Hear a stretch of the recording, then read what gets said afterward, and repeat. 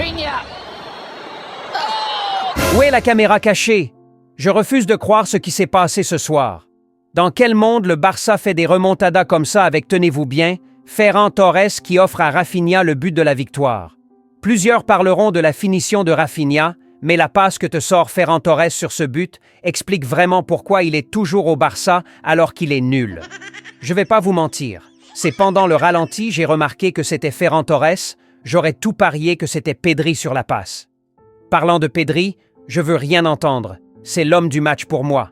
Malgré quelques déchets techniques plutôt rares de sa part ce soir, il était le seul qui y a cru jusqu'au bout, le seul qui s'est réellement donné ce soir. À la fin, le mec était tout cramé. Mais les gars, aidez-moi à réclamer un trophée du joueur le plus nul du match, juste pour Szczęsny. C'est ce qui arrive lorsqu'on sort un Jamaïcain de la retraite pour être gardien dans un club du standing du Barça.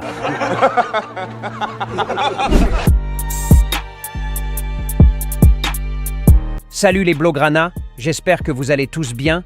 Bienvenue sur cette nouvelle vidéo débrief de la 7e journée de la Ligue des Champions du Barça, une qualification sécurisée. On met le like, on s'abonne. Sans plus tarder, let's go. Je sais même plus quoi penser de ce match. Jusqu'alors, je n'en reviens pas de ce que j'ai vu ce soir.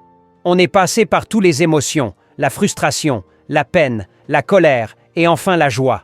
Je me demande si on n'est pas sur le remontada de l'année comme cela. Tout d'abord, félicitations aux joueurs, ils sont allés la chercher cette victoire, bravo. Cette victoire à l'arraché fera grand bien au mental de l'effectif, Flick fait vraiment quelque chose d'impressionnant avec ce collectif. Maintenant que les choses se sont finalement bien passées, on peut alors bien tirer sur les joueurs comme il le faut. Parce que oui, c'était incroyable ce qu'on a vu ce soir, mais faut pas non plus oublier que c'est le Barça lui-même qui s'est mis dans cette situation, avec une entame de match catastrophique. Un pressing ignoble, je ne reconnaissais plus personne sur le terrain à part Baldé, qui franchement ces derniers matchs impressionne de fou, je le reconnais plus. On sera tous d'accord, toute la première période, le joueur le plus dangereux offensivement c'était Baldé, alors qu'il y avait Lewandowski, Rafinha et Lamine Yamal sur le terrain. Juste pour vous dire à quel point nos attaquants ont été nuls ce soir. Lamine Yamal qui s'est fait bouffer du début à la fin, Carreras était clairement en mission ce soir, et il aura réussi sa mission. J'ai jamais vu Lamine Yamal être aussi mis en difficulté par un défenseur de la sorte, il servait presque à rien sur le terrain. Mais laissez-moi tout d'abord prendre du temps pour le vieux Robert. Les gars, s'il y a des attaquants de pointe sur cette chaîne, venez faire votre dépôt de dossier, je vais envoyer à la Porta. Là, je suis convaincu que n'importe qui à la place de Lewandowski actuellement fera mieux. Moi-même, je vous cache rien, je suis relayeur de base, mais je suis convaincu que je ferais mieux actuellement à la place de Lewandowski.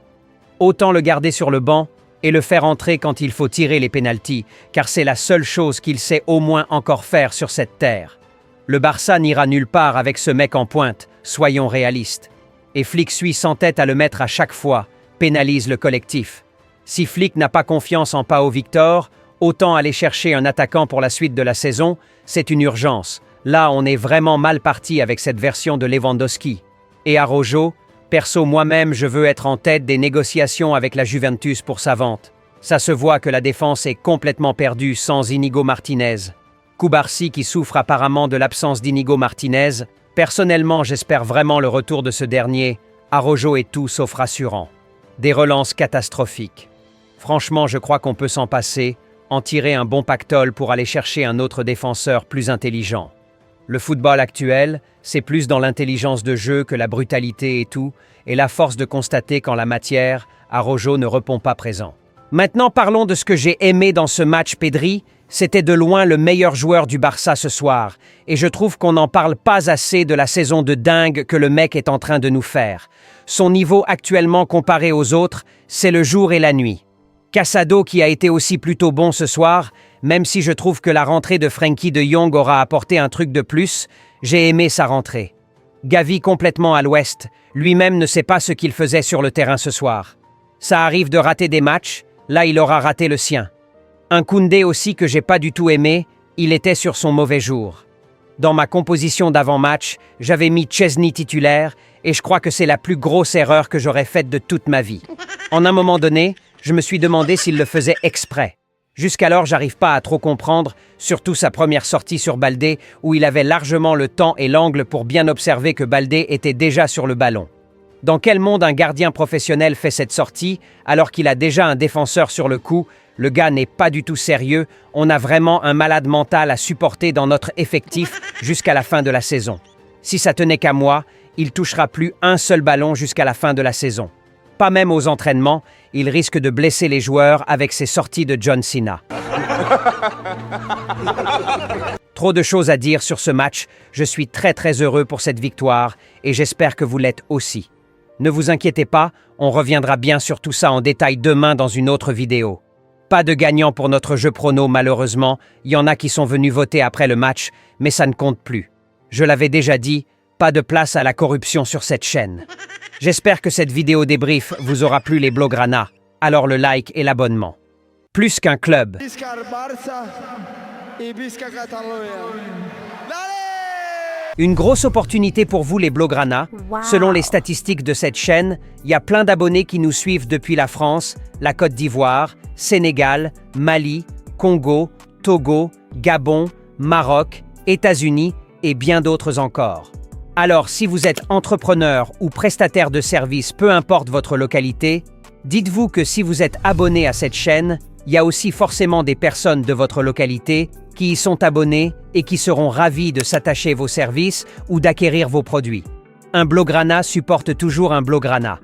Alors peu importe votre secteur ou domaine d'activité, bon à part ça bien sûr, non merci, All Barça vous offre l'opportunité d'élargir votre marché et votre portefeuille client en recommandant vos produits ou services dans nos vidéos, ainsi que votre adresse, et soyez-en sûrs, plein de Blaugrana de votre localité qui sont abonnés à cette chaîne seront ravis d'acquérir vos produits ou de s'attacher vos services.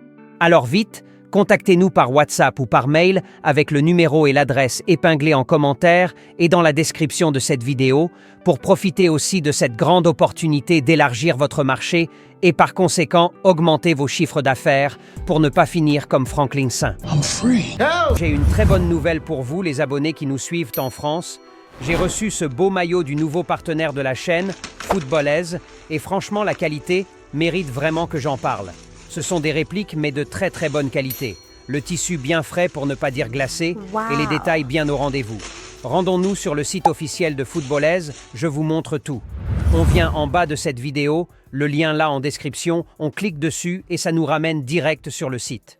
Voilà la page d'accueil officielle de la boutique. On peut déjà voir le maillot actuel du meilleur joueur de l'histoire Lionel Messi, mis en avant qui prouve juste que c'est le coin de la qualité, ou encore le maillot du récent Ballon d'Or mérité bien sûr Rodri, juste ici. Vraiment le site est trop bien fait je trouve.